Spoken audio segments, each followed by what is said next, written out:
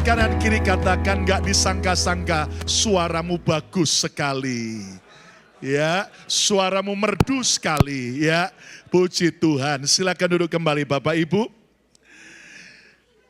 Saya bersyukur dalam rangkaian Natal di BMC New York dari minggu pertama Desember sampai hari ini. Saya yakin setiap saudara dilawat Tuhan secara luar biasa. Katakan amin. Dan saya yakin saudara-saudaraku bahwa sebelum kita memasuki tahun yang baru, percayalah setiap kebenaran firman, setiap saudaraku pujian penyembahan membekali saudara untuk siap menghadapi tahun yang baru. Dunia memberikan ketakutan, tapi hanya Yesus yang memberikan kepastian dan percaya. Tepuk tangan yang meriah bagi Tuhan Yesus. Nah, hari ini saya akan sampaikan sebuah kebenaran firman dengan tema Yesus sumber penghiburanku. Ayo ucapkan 2, 3. Yesus sumber penghiburanku. Tahukah Anda bahwa hari-hari ini ada banyak orang yang sedang membutuhkan penghiburan dari Tuhan. Karena mereka takut, khawatir menghadapi masalah, beban yang berat, pergumulan yang tidak kunjung selesai. Bahkan ada yang sedang di titik terendah dalam hidupnya. Di kota Philadelphia ada banyak anak-anak Tuhan yang membutuhkan penghiburan Tuhan. Saya mau tanya dulu, kira-kira di New York ini banyak enggak anak-anak Tuhan yang membutuhkan penghiburan Tuhan?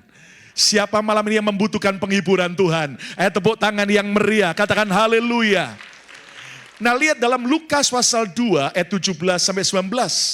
Dan ketika mereka, para gembala dari padang Efrata melihat bayi Yesus di Bethlehem, mereka memberitahukan apa yang telah dikatakan kepada mereka tentang anak itu.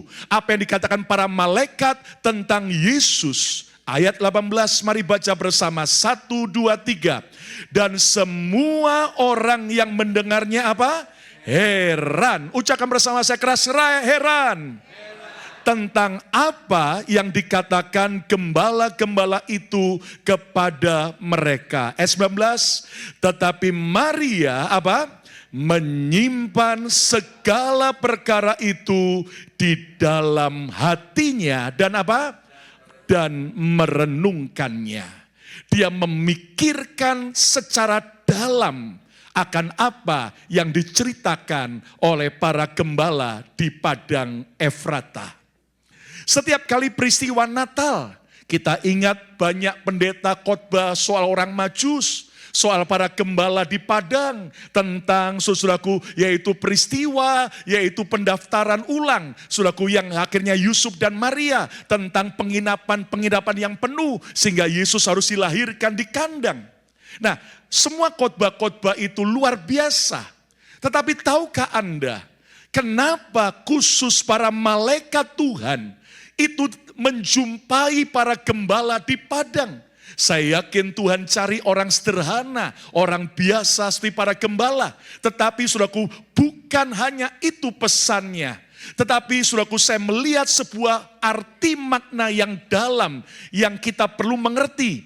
Bahwa para gembala itu datang menjumpai Yusuf dan Maria dan bayi Yesus. Selain mereka untuk menyembah dia, tapi mereka juga menceritakan apa yang dikatakan para malaikat kepada mereka. Sehingga semua yang ada di kandang itu heran, amazed, mereka takjub. Dan akhirnya Maria menyimpan semua dan memikirkan secara mendalam. Bukan hanya para gembala yang bersuka cita melihat para malaikat di sorga. Tetapi saudara sekalian, Maria dan Yusuf adalah orang yang membutuhkan penghiburan dari Tuhan. Dan itu sebabnya mereka dihibur oleh Tuhan dengan luar biasa. Tahukah Anda bahwa kunjungan para gembala Efrata merupakan penghiburan dari Tuhan bagi Yusuf dan Maria. Dan seperti Yusuf dan Maria dihibur Tuhan, doa saya malam Natal ini dan semua saudara akan menerima penghiburan Tuhan yang luar biasa. Tepuk tangan yang meriah, katakan haleluya. Yesaya 49 ayat 13 berkata, bersorak-sorailah hai langit, bersorak-sorailah hai bumi, dan bergembiralah dengan sorak-sorai hai gunung-gunung. Baca kalimat berikutnya, 2, 3, sebab Tuhan apa? Menghibur umatnya. Ulang lagi, sebab 2, 3, sebab Tuhan menghibur umatnya dan menyayangi orang-orangnya yang tertindas. Mungkin kau sedang tertindas oleh banyaknya masalah. Engkau tertindas oleh tekanan dan oleh orang-orang yang menekan saudara. Tuhan mau menghibur orang-orang yang dicintai Tuhan. Katakan, saya dicintai Tuhan. Yesaya 66 ayat 13, seperti seseorang yang dihibur ibunya, demikianlah aku Tuhan akan menghibur kamu, dan kamu akan dihibur di Yerusalem. Saudara, percayalah, kita menyembah Tuhan bukan Tuhan yang pemarah, bukan Tuhan yang dikit-dikit menghukum, tetapi Dia Tuhan yang cinta saudara dan saya, dan cintanya Dia mau menghibur setiap apapun kondisi hidupmu. Mungkin ada saudara yang tertindas oleh masalah kerjaan yang lesu, oleh masalah ekonomi, hutang, atau mungkin karena penyakit, karena masalah keluarga, atau masalah imigrasi, apapun juga.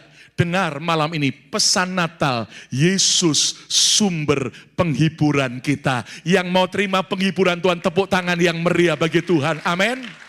Saat orang lain tidak mengerti, saat orang lain gak peduli, ketika engkau menangis sendirian, engkau merasa tertolak, engkau merasa menderita, engkau merasa kesepian, engkau merasa gak ada orang menolong saudara. Dengar pesan Natal, kalau Yusuf dan Maria dikunjungi oleh para gembala, Tuhan yang sama mengunjungi saudara dan mau menghibur saudara dan saya. Katakan amin. Pertanyaannya, mengapa Yusuf dan Maria perlu dihibur Tuhan? Saudara sekalian, sebab jalan kehidupan yang sedang dan telah dilalui Maria dan Yusuf sangatlah berat. Tuhan tahu waktu itu Yusuf dan Maria sudah penat, sudah lelah. Saudara, pandemi yang kedua diprediksi akan terjadi lagi tahun depan. Tapi apakah betul begitu? Kita nggak tahu, tapi Tuhan yang tahu. Tetapi sebetulnya sudah ada yang berkata, pandemi kedua sudah terjadi. Bukan menyerang soal kesehatan fisik kita, tapi banyak menyerang kesehatan mental banyak orang. Banyak orang sekarang sedang sakit mentalnya. Dikit-dikit depresi, dikit-dikit marah, saudaraku, dikit-dikit tantrum, ya kan? Dikit-dikit kemudian akhirnya jadi orang yang baper dan sebagainya. Lihat hari-hari banyak orang melampiaskan, saudaraku, problem jiwanya. Tapi hari ini juga Tuhan mau menghibur dan menguatkan kita kembali. Yusuf dan Maria lewati penat dan lelah. Maria nyaris diceraikan oleh Yusuf. Bahkan Maria dianggap pezina karena hamil sebelum menikah. Bahkan dia nyaris dirajam batu. Bahkan Maria, seorang remaja yang ada di kota Nazaret di daerah Galilea Israel, menjadi bahan gosip dari penduduk Nazaret. Bahkan Maria, saudaraku, akhirnya saudaraku dalam keadaan hamil tua harus menempuh perjalanan yang berat dari Nazaret di Galilea menuju ke Bethlehem dekat Yerusalem. Saudara, nanti Juni dan November tahun depan kita adakan kembali tur ke Israel. Doa saya biar saudara yang belum pernah, Anda bisa berangkat. Yang setuju katakan amin. Cuman amin saja loh, duitnya dari mana? Pokoknya amin. Nah, saudaraku, kalau Anda ingat dari Yerusalem hari ini menuju ke Danau Galilea, ke Nazaret, naik bus saja 2 jam. Itu pun sudah jalannya aspal enak. Bayangin zaman itu, saudaraku, wanita hamil tua naik keledai, saudaraku, dan dalam posisi jalan berbatu-batu, berbukit-bukit. Beratnya bukan main, stres, apalagi sampai di Bethlehem. Semua pintu tertutup, semua penginapan penuh. Bahkan, saudaraku, hanya sebuah kandang domba yang terbuka untuk mereka melahirkan. Bahkan Maria berjuang saat melahirkan bayi Yesus.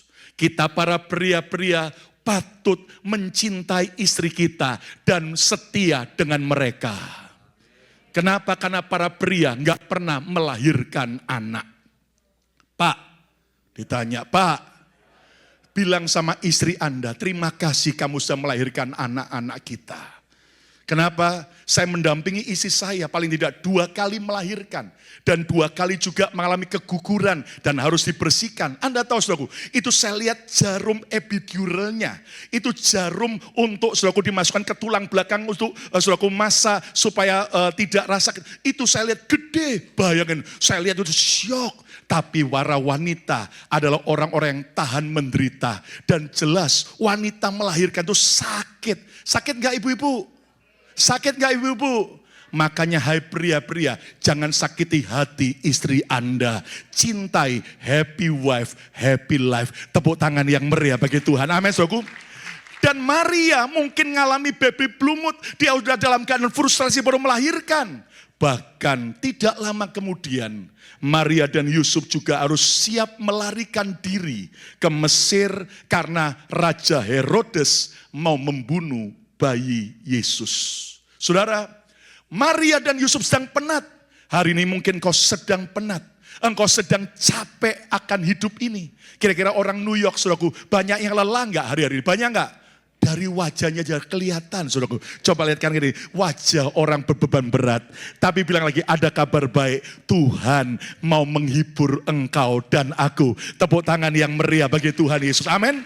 Dan ingat bagaimana Daud sendiri berkata, engkau gembalaku yang baik.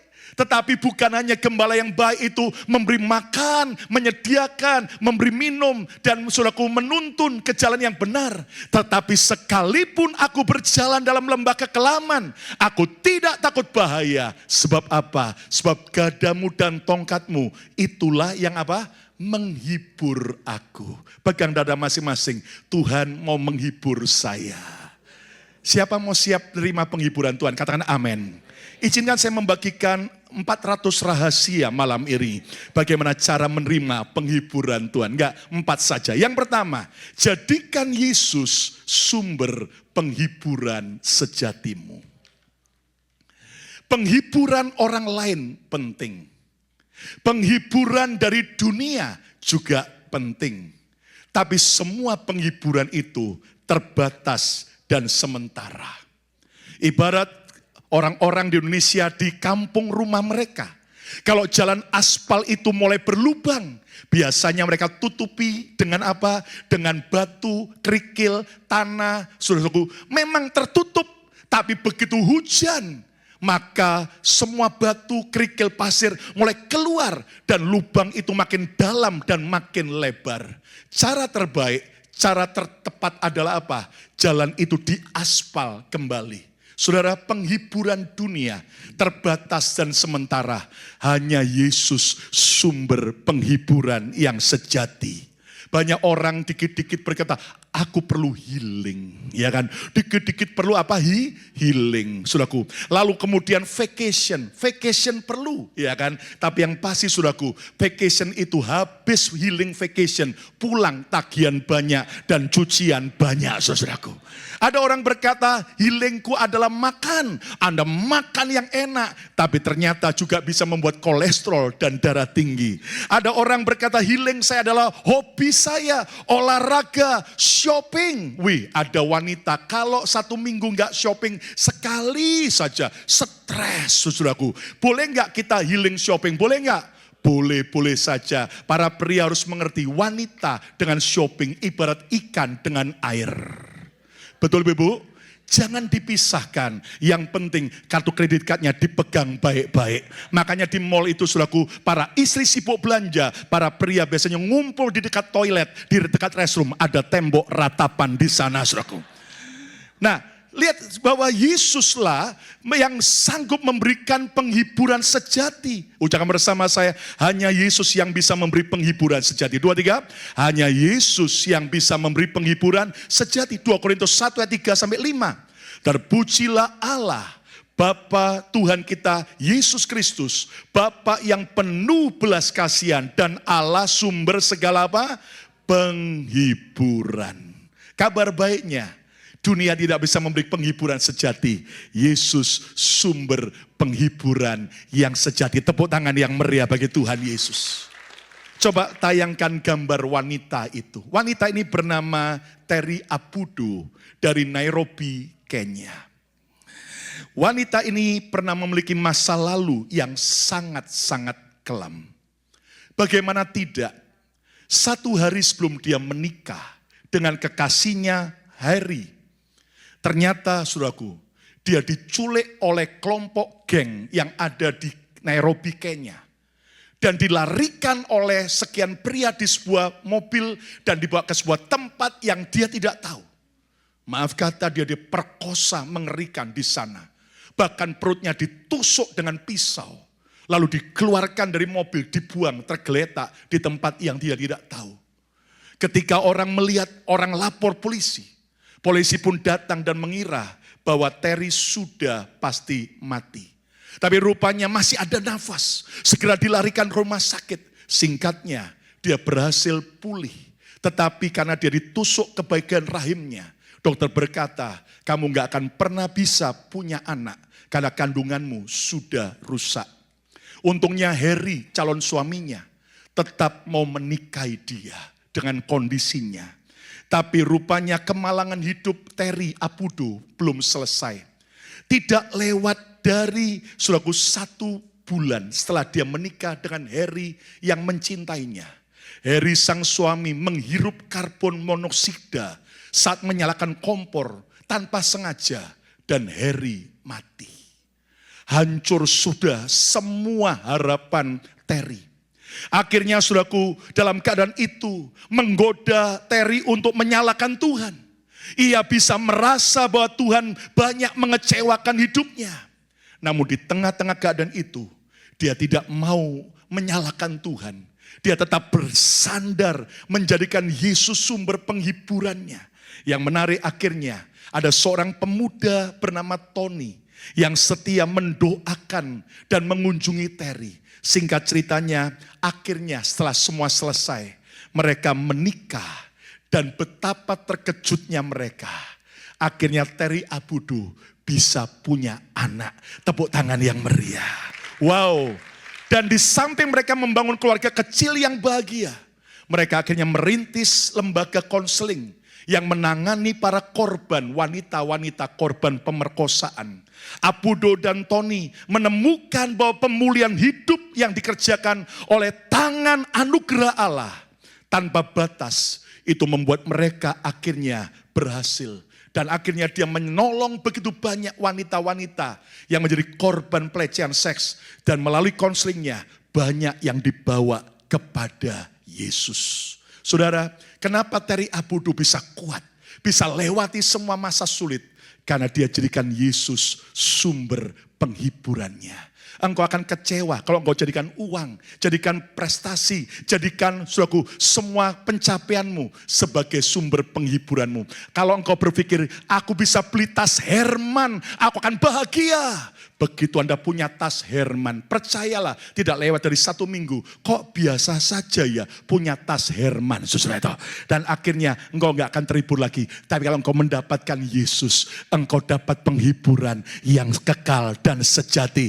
Tepuk tangan yang meriah. Katakan haleluya. Yang kedua, cara menerima penghiburan Tuhan. Jangan remehkan hal-hal kecil sebagai penghiburan Tuhan. Saudara, penghiburan Tuhan tidak selalu seperti yang dialami Yusuf dan Maria. Bagaimana para gembala membawa kabar tentang Yesus, para malaikat berkata, ini adalah Mesias. Sesuatu yang spektakuler. Tapi terkadang Tuhan menghibur kita. Bukan melalui peristiwa yang besar, melalui peristiwa yang spektakuler.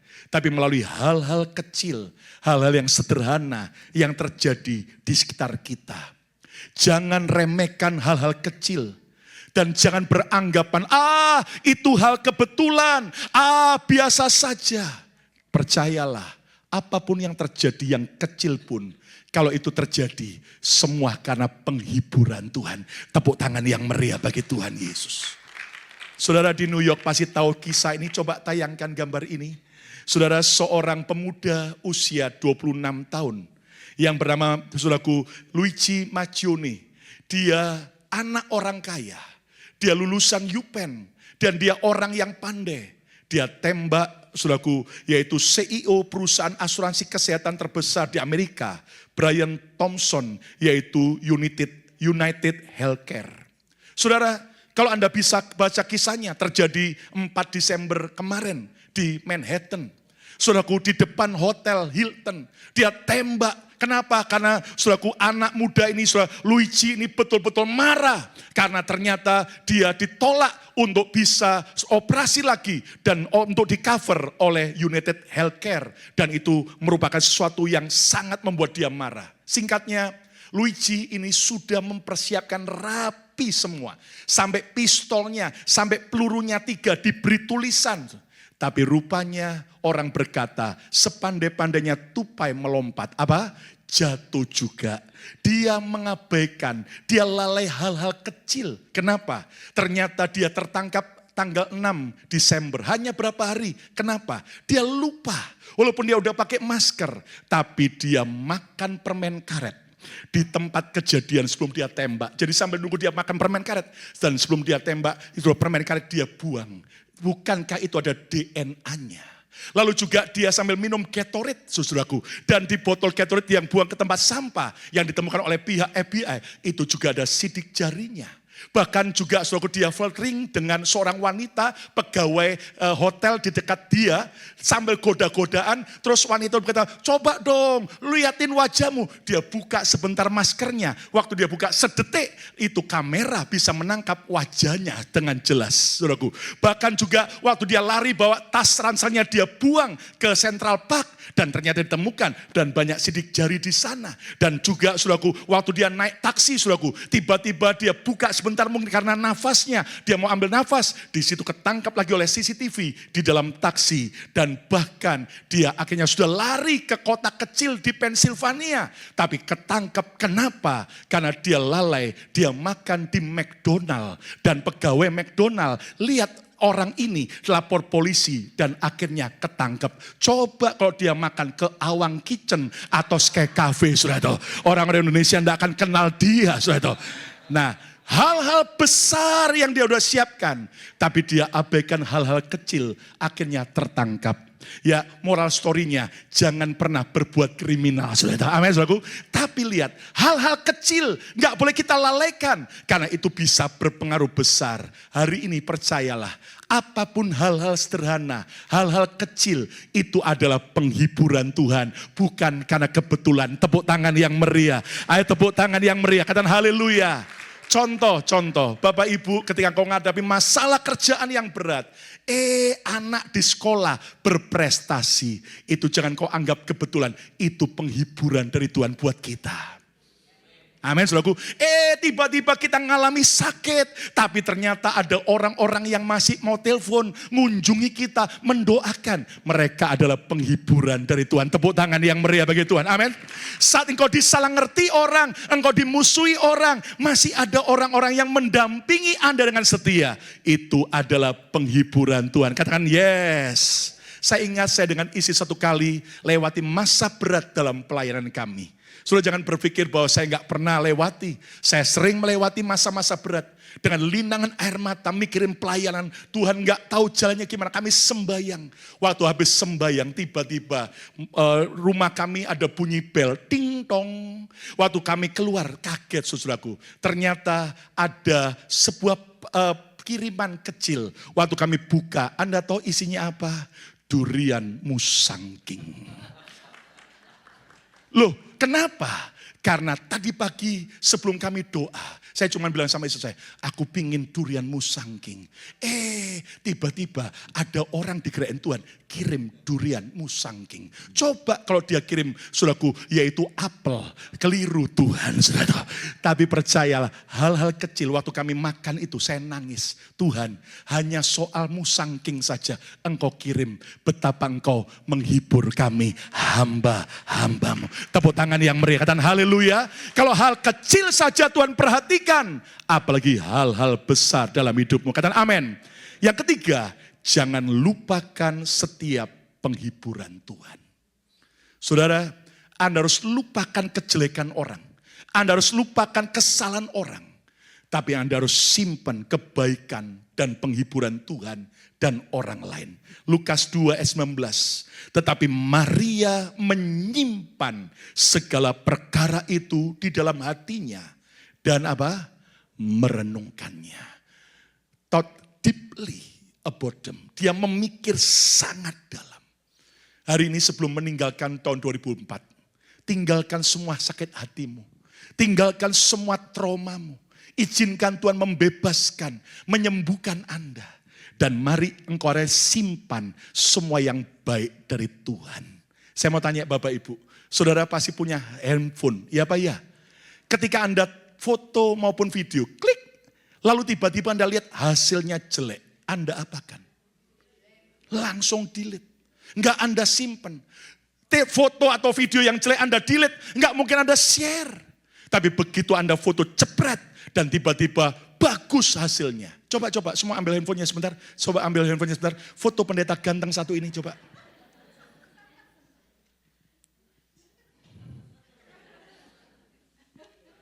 Oke, nah bagus kan hasilnya? Sekarang share. Nah kalau handphone saja yang jelek hasilnya Anda delete. Makanya hari ini semua apapun kepahitan, keburukan orang, buang, hapus, selesaikan, ampuni, dan engkau hanya simpan semua penghiburan dari Tuhan. Hidupmu akan penuh dengan kebahagiaan. Yang percaya katakan haleluya. Dan yang keempat, yang terakhir, sharingkan setiap penghiburan Tuhan. Jangan simpan, jangan pelit, jangan malu. Cerita, bagikan. Supaya engkau dikuatkan saat engkau sedang bersaksi. Tapi juga orang lain diberkati. Ayat yang terakhir Lukas 2 ayat 17. Yuk kita baca lagi sama-sama. 1, 2, 3. Dan ketika mereka melihatnya apa? Mereka memberitahukan apa yang telah dikatakan kepada mereka tentang anak itu. They told them. Mereka menceritakan. Mereka memberitahukan. Betapa Yesus adalah Mesias. Betapa para tentara surga memuji Tuhan atas kelahiran Yesus. Betapa penting pesan hari ini telah lahir bagimu juru selamat di kota Daud. Saudara, jangan pelit. Tapi sharingkan setiap penghiburan Tuhan. Percayalah saat engkau menyaksikan kebaikan Tuhan. Bukan orang lain dulu yang dikuatkan. Tapi engkau sendiri yang akan dikuatkan. Yang setuju katakan amin. Sebelum saya akhiri khotbah ini. Kita akan dengarkan kesaksian dari sebuah keluarga. Yang akan membuat Anda kagum karena Tuhan bekerja. Saya undang untuk kehadiran Pak Philip Gunawan dan Ibu Olivia. Tepuk tangan yang meriah. Haleluya. Ada match nih. Puji Tuhan. Oke, shalom semua. Kok suara saya sama Pak Lukas beda banget ya? Suara Pak Lukas wah keras gitu. Lebih diurapi. Lebih diurapi. Oke, saya mau undang mungkin slide-nya boleh tolong ditayangkan. Perkenalkan ya, saya Philip. Ini anak-anak saya dan istri saya. Can you stand up? Oke. Oke. Hey, kasih tepuk tangan. That's Olivia, that's Jason, and that's Justin. Okay. So we want to share our testimony. Yeah, I'll just allow us to give us our family testimony, especially this Christmas, terutama di Christmas ini. Next slide, please. So we believe that God works through willing hearts, not perfection. Ya, terutama di Christmas ini. So our story actually began 15 years ago, waktu Christmas. Next slide please. Jadi waktu itu, actually I remember Desember 6, ya, my wife waktu itu lagi mau melahirkan, ya, dia 8 months pregnant.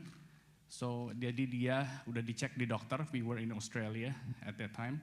And then saya bilang sama dia, oke, dokter bilang apa? Oh tenang, masih Januari after holiday. So the doctor will go to vacation. Okay, so it's fine.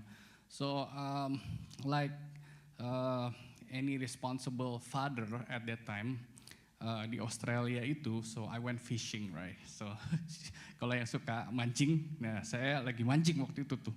Ya, jam 6 sore lagi mancing, wih ikannya banyak banget. And then my wife is calling me, kok perutnya sakit ya? Perutnya sakit. Waktu itu December 11, I remember. Terus, ntar aja lah, kan dokter bilang masih bulan depan. Terus dia bilang, ini tambah lama tambah sakit nih, lu pulang dong. Ntar ya, ikannya banyak. So I was fishing and I got a lot of fish. Jadi makin lama, ya, that's a typical husband, right? Kalau lagi seru on hobbies, and so and then after that saya pulang, I think 12:30 a.m. Terus dia bilang, oh ini sakit banget. Jadi kita, okay, let's just go to hospital. Udah go to hospital, terus dia bilang, oh you guys nggak boleh pulang lagi. Okay, this is it. Hah? Udah langsung lahir? Ya udah, that's where Justin born, December 12 and 2009. Jadi 10 days ago, so he just had his birthday 10 days ago. So yeah, just say happy birthday to Justin.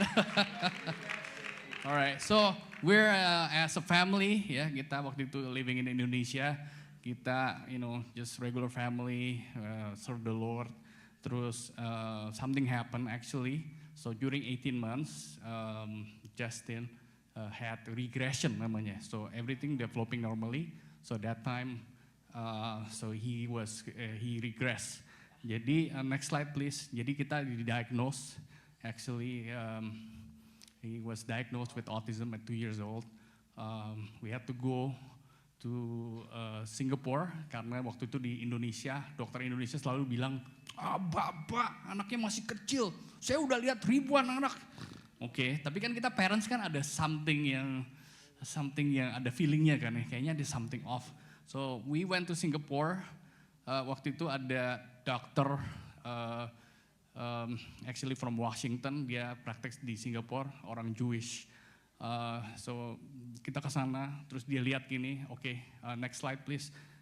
Jadi dia didiagnose with autism, and then dia bilang sama kita, okay, you need to do 30 to 40 hours a week therapy, ya. Yeah. So, okay, 40 jam tuh gimana ya? Coba bayangin, doing therapy 40 hours. So we kind of like ya lihat-lihatan caranya gimana ya kita bisa terapi segitu banyak. Akhirnya so we did that. Yeah, my wife doing the therapy 6 jam but 6 hours a day, so Monday to Sunday. Ya, jadi supaya bisa matching sama plus kita mesti ke tempat terapi juga kan. So there's gonna be hours involved also going back and forth. So after that we went back 2 years. Saya ingat waktu itu 2 tahun and we went to see this doctor again. Terus dia bilang, I think there's something wrong with your therapy. Yeah, he wasn't progressing as it should be gitu ya. Nah, lemas banget kan. Kita berasanya, wow, 2 years, 40 hours a week. How many hours that's just wasted. So we have to go back and find a better therapy yang more expensive, dan kita tuh very stretched to the limit. I think we're going crazy ya kita bilangnya ya. Yeah, next slide. Juga, during that time he was having a lot of meltdown. Meltdown tuh artinya crying non-stop for like couple hours gitu ya, 2 jam. So if you have, di sini siapa yang punya anak? Gini, can I see you raise your hand? Ya, kalau anaknya yang dikasih main game nggak mau, dia itu biasanya tantrum.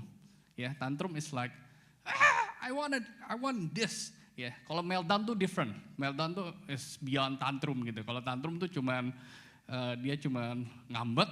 Kalau ini meltdown is like uncontrollable for 2 hours. So if you imagine that happen 3 a.m. in the morning, that is very rough gitu ya. Jadi kita have a lot of rough time. Yeah, next slide. So my wife is doing the therapy, keep doing ya selama 40 hours dari umur 2 sampai 6. There's a lot of hours, itu ribuan jam sampai akhirnya dia actually bisa ngomong gitu ya. Next slide. So unlike Joseph and Mary, dia mesti cari kandang tempat dia harus melahirkan. We have to find schools, ya. Jadi dari from kindergarten is okay, but going to primary school in Indonesia is going to be very difficult. Yeah, so school will just say, oh, we don't have the support. Kita nggak punya support buat special needs, kita begini begitu. So I have to go through 15 school, satu, sampai pakai ilmu. Ada kenalan nggak? Ya, kita datengin rumahnya, bawa kue, baik-baik. Udah itu tetap aja nggak dikasih. Wah, pokoknya kita stres banget. It's very stressful. Ya, because we wanna, kita mau dia tuh bisa going to school. And then finally, ada satu sekolah yang mau terima kita, but it's like an hour away gitu ya. Jadi every morning we have to go dari ujung Jakarta ke ujung sana. And then after 3 months, kita find out it's not too good. And I remember that time, September 23 is our anniversary. My wife was so stressed up. Dia stressed up banget. So I told her, well, just go to the mall. Jadi di dalam mall itu ada kayak education like fair, di mana banyak sekolah. Jadi setelah itu kita talk to one school yang baru buka di NR area. So next day, register di tes, and then 50% of the teacher oppose him going to that school. Ya kayak bisa diprotes gitu ya, saya juga baru tahu ya, ternyata guru itu bisa demo. Ada yang demo, and then 50% said okay. So the principal was kind enough, dia bilang ya udah deh, kamu we give you chance as long as you hire shadow teacher. So it's gonna be in all your expenses. Ya, kamu hire another teacher buat temenin dia supaya dia bisa ke sekolah. So we're happy with that, it's fine. Ya, setelah 15 sekolah ya. Jadi we don't expect too much. We're not expecting too much. Yang penting tuh bisa lewat aja. Ya, so next slide. Ya, so on that school, kita dipanggil lagi sama kepala sekolahnya. Like, oh anaknya udah nggak bisa ngomong. Terus sometimes crying, and then dia nggak bisa nulis lagi. Yeah. So I told Olivia, my wife, okay, I don't know, just make him, pokoknya jangan sampai dikeluarin dari sekolah, because kita nggak bisa cari sekolah lagi. This is it gitu ya. This is our dead end. Udah nggak ada lagi, mau kemana lagi kan di situ. Terus keep breaking pencils. Jadi setiap kali mau nulis patah, setiap kali mau nulis patah. Ya. Mungkin sebulan about 50 pencils gitu, banyak banget deh. Terus and then my wife told to me, hey, cariin saya, can you find me unbreakable pencil? I was like, how do I find unbreakable pencil? Apakah dari besi, apa dari mana? Itu nggak eksis kan. So setelah itu karena kepala sekolahnya bilang, hey, you gotta do something. Okay, we're doing something. So next slide.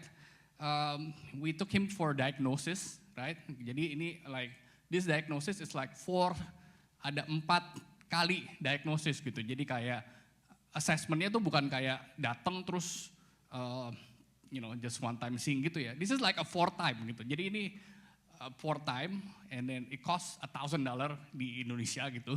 So this is the result, ya. Yeah? So if you read the result, written expression on the one in the bold ya, correspond to 0.1%. So if any of you tahu statistik, 0.1% itu ada di sebelah kiri banget. Ya, Februari 2017 waktu itu. So jadi saya pas terima ini lu orang bener gak sih? Ya, kayak berasanya like, are you real? I mean, are the professional? Is it real? I mean, how come skornya rokok banget? But my wife kan udah biasa doing therapy like for that hours. Next slide. So dia bantu Justin untuk nulis, ya. Yeah. So she helped Justin to write about 2-3 hours a day. Dibantuin terus gimana cara megangnya supaya nggak patah. Dibantuin terus, and finally, ya, yeah, dia tulisannya mulai bagus dan finally dia tuh bisa mulai nulis. Okay, our expectation that time. Pokoknya jangan sampai dikeluarin dari sekolah. Don't just get kicked out from school. I think that's the lowest expectation ya. Jadi next slide, jadi ada satu orang waktu itu bilang ke kami, kamu kenapa nggak tulis jurnal aja di buku? Ya, why don't you just write something gitu ya, jadi supaya dia latihan. So yes, waktu itu 10 November 2017, So dia wrote this, ya. This is the actual picture. Jadi he had school, things like that. Nah dari situ dia mulai nulis setiap hari, ya. Every day, one time dia nulis. Next slide. Ya, dia mulai nulis dan tulisannya makin lama makin better. Ya, itu kalau dilihat di situ mesti dikasih line. Ya, my wife have to draw the line supaya dia makin lama makin rapi gitu ya. Supaya dari yang nggak bisa nulis itu pelan-pelan tambah lama tambah bisa nulis. So he keeps journaling every day, beberapa hari sekali. Jadi keep journaling seperti diary dia. And then one time waktu itu ada teman kita Haryanto Kaundani, ini our friend. Dia bilang, kenapa nggak itu kamu why don't you approach itu publisher di Gramedia? I have connection gitu ya. Jadi mereka lihat tulisannya, and next slide, dan mereka akhirnya buat sebuah buku buat dia gitu ya. So the first thing I met them, I told them this, karena saya tahu gini ya, kayaknya semua orang bisa buat buku, the most important is I don't want to pay, ya gitu ya. Jadi pertama kali saya meeting sama mereka, bilang, kamu mau doing this project, I don't want to pay anything, kamu bisa nggak? Terus mereka diskusi, terus akhirnya kita doing this. Jadi at 8 years old, from someone yang have 0.1% diagnosis to become an author in published book that is published by the largest publisher in Indonesia. Praise God, right? I mean that's a miracle. I think that is a miracle, right? So next slide. So he keeps writing, getting better and better, ya. Jadi ini udah 2021, ya. Time forwards. Let me read you his writing, ya. Ini titlenya Surrender. Sometimes in life, God doesn't need you to try harder. He just wants you to trust Him deeper. Sometimes what we need is to stop trying and start trusting. Many times, I have to let go of the life I pictured to have the life that God has planned. The more I surrender to God, the more I will be able to see His hand in my life. By surrendering, instead of God becoming part of my plan, He will make me part of His plan. Yeah, that's one of the writing that dia kerjakan, dan we have hundreds of this. Yeah. So next slide is Olivia's turn. Hi. Hi, I'm Olivia.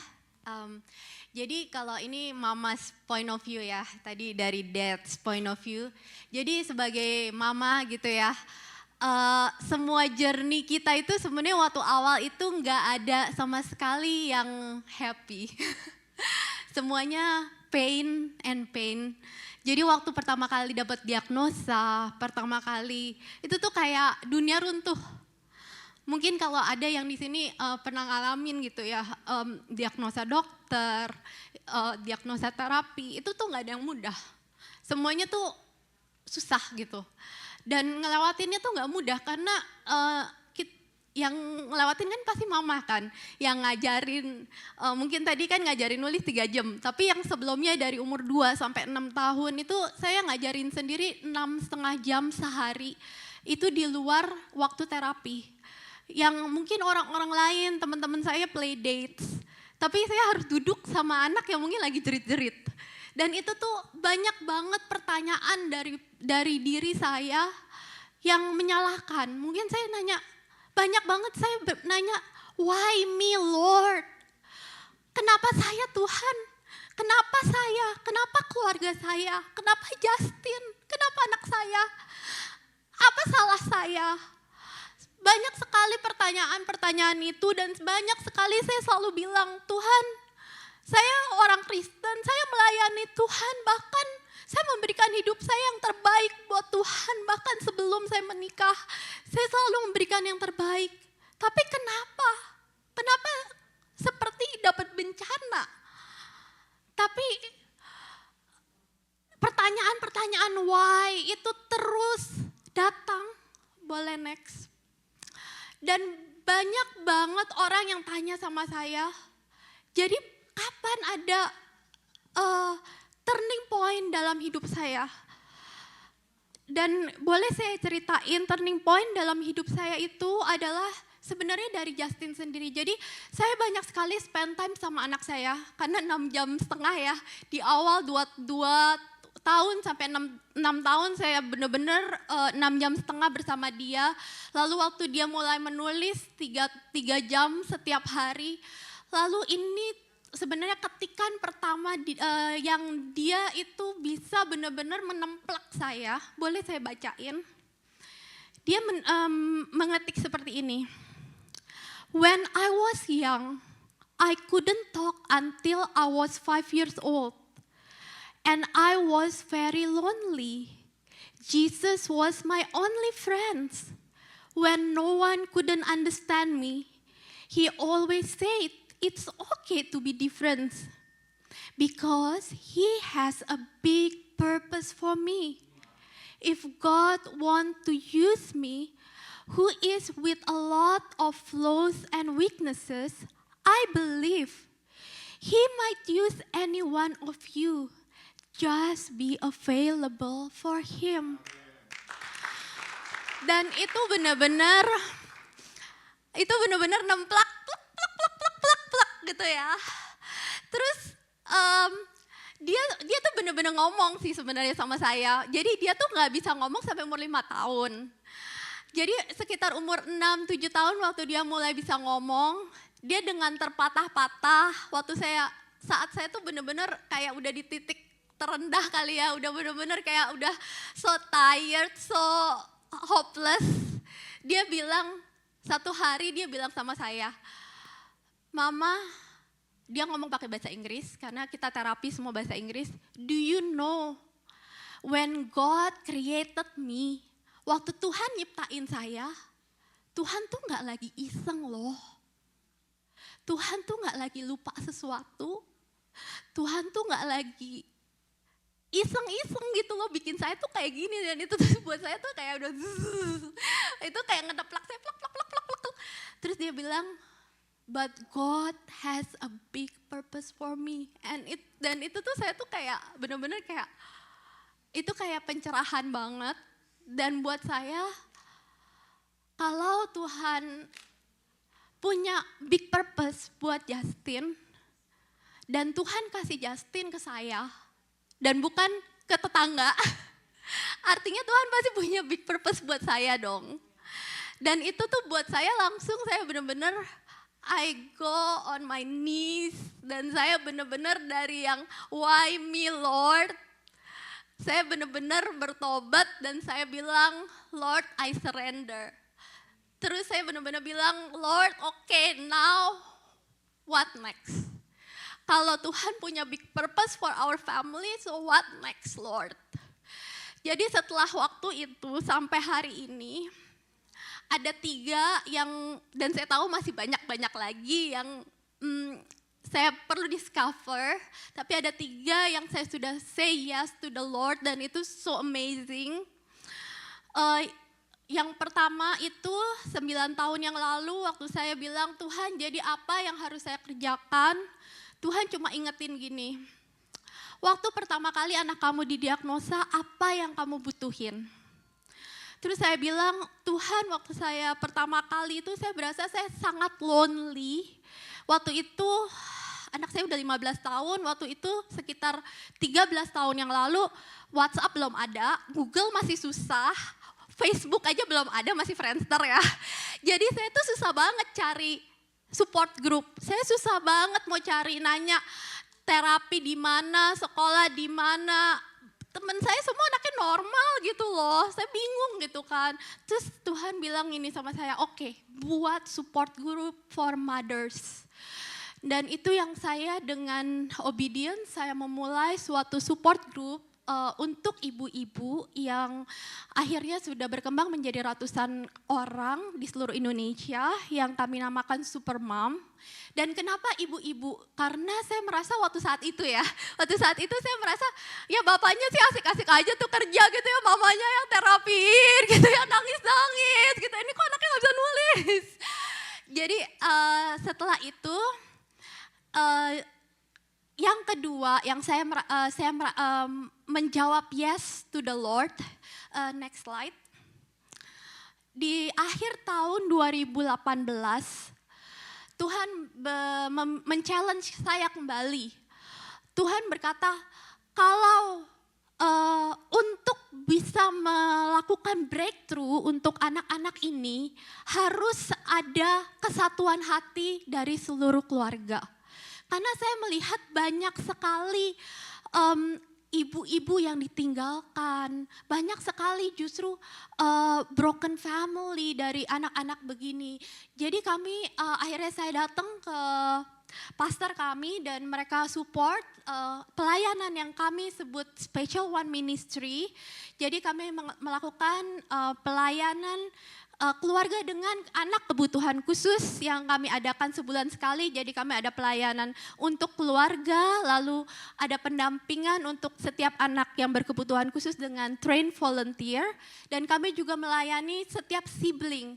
Kenapa kami juga melayani sibling? Karena nanti anak saya juga akan men-sharingkan juga kenapa bahkan sebagai sibling dari anak berkebutuhan khusus, mereka butuh pelayanan yang khusus juga.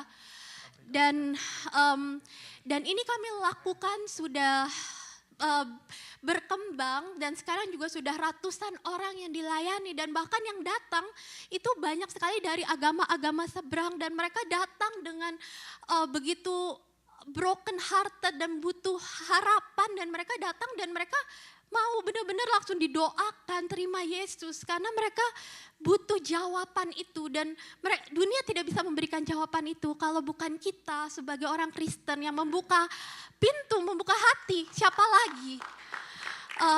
Lalu yang ketiga yang saya baru juga menjawab ya kepada Tuhan. 2 tahun yang lalu Tuhan men-challenge saya yang saya sampai yang benar Tuhan. Jadi karena ada pelayanan-pelayanan ini saya jadi banyak kan yang datang konseling, datang anaknya sudah ratusan saat ini yang kita layanin. Lalu setiap kali kasusnya macam-macam. Lalu Tuhan men-challenge lagi, gimana kalau kamu balik sekolah lagi? Saya bilang, sekolah lagi Tuhan. Tuhan saya udah umur segini, Tuhan gimana sekolah lagi? Jadi 2 tahun yang lalu saya melakukan suatu tindakan obedience. Jadi saya sekolah lagi, mengambil postgraduate di Autism Studies di Griffith University, Brisbane, Queensland, Australia. Dan saya baru menamatkan postgraduate saya di Juli kemarin. Dan doakan, karena saya lagi mengambil master di Autism Studies. Dan doakan supaya 1 tahun lagi saya bisa menamatkan master saya. Puji Tuhan. Saya mau mengundang anak saya yang Jason untuk melanjutkan. Hello, I'm going to... So I'm going to share a bit of my perspective of Justin. I was there since the beginning, so like the highs and lows. One of the examples of the hardship that we experience is like in that few years that my mother is teaching Justin, like this is before COVID, we cannot leave the house. Like if he goes outside to a restaurant, to the mall, to a playground, anywhere really, he likes do a meltdown. So like we can't really leave the house. You know, you all experience it because of COVID, right? But this is before COVID, so it's like a bit hard. Additionally, Justin has several needs. He still has needs now. He can't do many normal activities that normal people expect. So we as a family all need to collectively help him to support him in all his needs. That's why we went to America for the first time to get all this medicine, because unlike in America here, special needs, autism, is not really that supported in Indonesia. There's no support system, no help from the government, nothing. We're just on our own to try and figure out this mess. I have seen Justin from literally I cannot hear his voice. For example, whenever we talk, I need to have my ear next to his mouth because I really can't hear him. Then we worked hard, our family, my mother especially, I seen her never stopping every day in her room, in Justin's room, helping him write, doing everything she could. Now he can talk decently well, not perfect, but it's progress. We can see the progress, at least it's not stagnating. So that's all that I want to say. Thank you. Wow, great, Jason. Thank you. He was very stressed out, you know. He got very last because he want to go to Australia. Kan dia kan perlu take a SAT test, right? I mean, he got 1460. I mean, out of 1600. So it's great. Terus another thing that my wife forgets. Jadi begini, tadi kan Pak Lukas bilang kalau istrinya shopping itu yang stres suaminya. So the best way to get your wife reduce shopping itu tuh adalah going to school. Oke. Okay. Dia udah gak ada waktu lagi. Dia tiap hari belajar, baca paper begitu ya. Every day, you know, he's doing that. And then I told her, I'm not gonna help you one bit karena you know you're 42 years old. Kali ini you belajar sendiri, ilmunya for you. Okay, I'm not gonna help anything. Okay, it's for you. And that reduce a lot of shopping. Okay, that's ini. Okay, next slide, please. Okay, this is actually the last part yang kita mau testify. During 2019 waktu kita COVID, right? Remember semua orang di lockdown.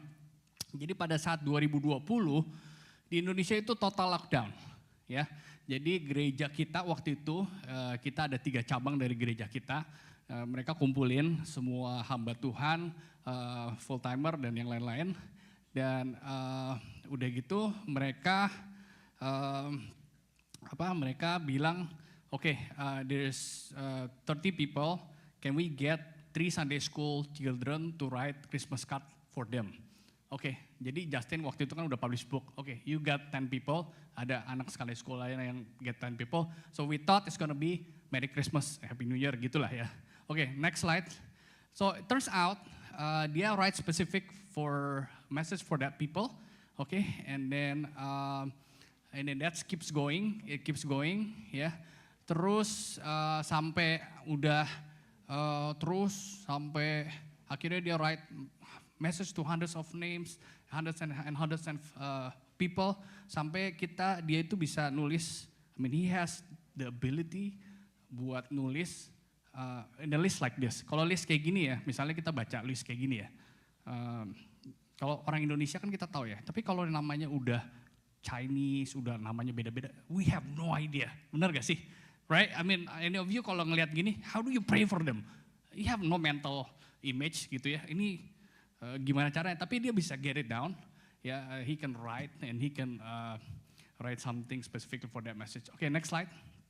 I'm gonna go faster. Ya, di sini kita akhirnya kita dikasih kartu appreciation, ya, next slide dari Pastor Hao.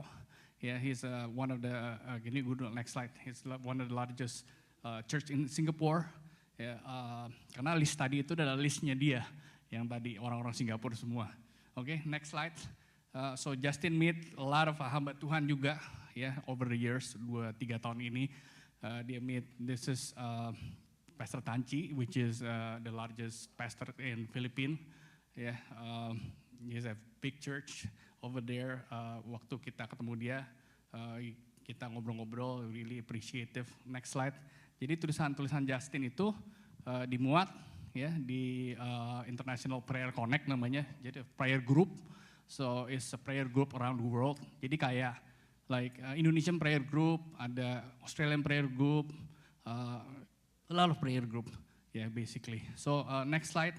So this is this year. So all the prayer group leaders mereka meeting in Canada. So and then the person asked us, could Justin write for people who goes there? Terus saya bilang dulu berapa orang? 30, kayaknya nggak bisa karena terlalu mepet gitu ya. Because we want to keep him happy, jadi he just write 5 people a week gitu ya. Terus and then ternyata masih beberapa bulan, jadi he was able to write. Next slide. Ya, jadi kalau dilihat ini, this is very interesting ya. Ini ada namanya International Prayer Connect, right? Global Prayer Networks. So on the left, the lady is a lawyer, yeah, for global counterterrorism in Washington DC, yang left ya, yeah. Terus yang kanan itu kayak sharing our story kita tuh di share gitu, ya, yeah. And then give the message to each one, ya. Yeah. Terus next slide. Oke, ini dia lagi ngomongin tentang kita. And then the next slide is the testimony slide. Can you play this video real quick? Oh, that.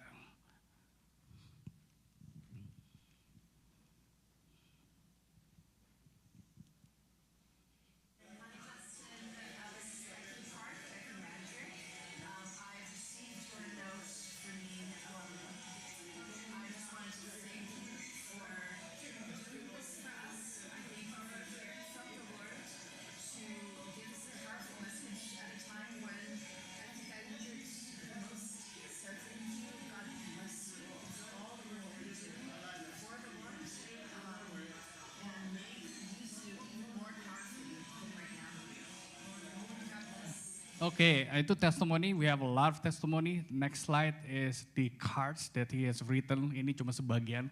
So he has written over maybe almost 2,000 messages around the world for people around the world. Ya, yeah. Dari anak with disability, being able to encourage people. Ya, yeah. So that's his. Tuhan pakai dia. Ya, yeah. And praise God. And then his dream is, next slide, is to share his message. Jadi dia akan share the message ya di belakang. Tolong nanti multimedianya disesuaikan ya. Okay. Do you know that Jesus is bigger than my diagnosis? I am the poor who couldn't talk until I was 5 years old. Wasn't accepted by 50 primary school. I have all the reason to think that my life is useless, failure or a loser.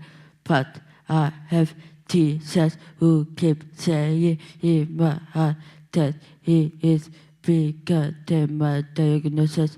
He has a big purpose for me. And he is God who never make a mistake. If I am not a mistake, I believe none of us are. God said my diagnosis cannot define who I am. He is my creator, is the only one who can define me. Can I have Jason to come here also? Yeah, next slide, please. So from here, we actually be invited in Lakewood. They're gonna do a special for shooting 4 minutes ya dari sini. They have Ministry of Special Need. Jadi kita ketemu sama wakilnya Pastor Joel Austin. So after this, I think December 25 kita bakal flying ke sana. So they're gonna do some shooting our story. Ya bayangin ya dari Indonesia yang kita ini who are we gitu ya, yang akhirnya mereka interested on us. So the next slide sebentar. We have this baru dipublish, so it's on Amazon. Actually, you can just get it on Amazon gitu ya. Jadi, if those of you yang wants to get it, you can just get it from Amazon. Nanti they will just send it to you. Okay, next one. This is the last one, actually. Okay, so there's a message dari kita for BMC New York, right? So we were wondering waktu dulu kita experimenting kan, like if Justin can write for a person, what happen if he writes for an organization gitu ya. Jadi kita udah actually been asked to do this. Jadi this is actually the one for this church, right? So I'm going to read it.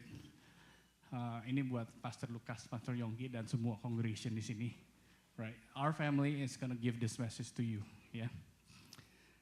Dear Bethany Miracle Center, New York. He has chosen you to be a safe haven for lost and weary souls.